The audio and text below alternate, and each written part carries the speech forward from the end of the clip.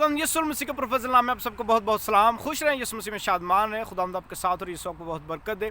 खुदा के कलाम के मुताबिक खुदा गुनाह के साथ कॉम्प्रोमाइज़ नहीं करता। अगर हम देखें बाग अदन में खुदा ने अम्मा हवा और आदम को मना किया कि जो दरमियान में दरख्त लगाया गया बाग के उसका फल ना खाना, लेकिन जब उन्होंने खाया तो खुदा ने ये नहीं कहा चल ठीक है तुझसे गलती होगी, गुनाह हो गया, अब दोबारा ना करना, अब दोबारा नहीं खाना तूने, नहीं, बल्कि खुदा ने अपने कहे के मुताबिक उन सबको बाग अदन से निकाल दिया। लेकिन उसके बरक्स अगर अब देखें दुनिया में तो हर माँ बाप तकरीबन अपने बच्चों के गुनाह का कंप्रोमाइज़ करते हैं उनके गुनाह के साथ, जबकि जब वो कंप्रोमाइज़ करते हैं तो फिर वो बच्चे बारहा गुनाह करते हैं। अगर वो खुदा की तरह वो करैक्टर अपनाए तो उनके बच्चे दोबारा गुनाह नहीं करने वाले। बच्चे जब छोटे गुनाह करते हैं तो उनके माँ बाप उनके साथ कॉम्प्रोमाइज़ करते हैं, उन्हें कहते हैं चल बच्चे बेटा फिर दोबारा ना करना, या बेटी फिर दोबारा ना करता, फिर वो बड़े हो जाते हैं, फिर वो वैसे ही करते हैं, फिर वो भी माँ बाप बन जाते हैं, फिर वो वैसे ही करते हैं जैसे वो बच्चे करते थे।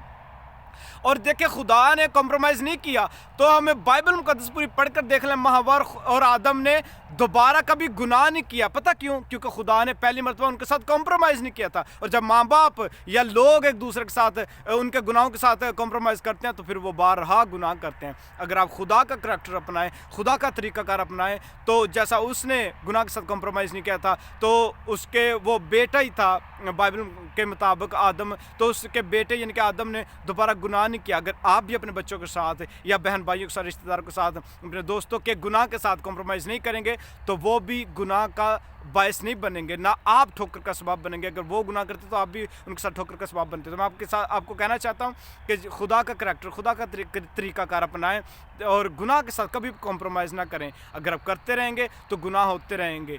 गुनाह के साथ कोई कॉम्प्रोमाइज़ ना करें। जिस तरह खुदा ने किया तो आपके साथ रहने वाले और आप खुद भी, आपके बाल बच्चे भी कभी गुनाह नहीं करेंगे। God bless you all.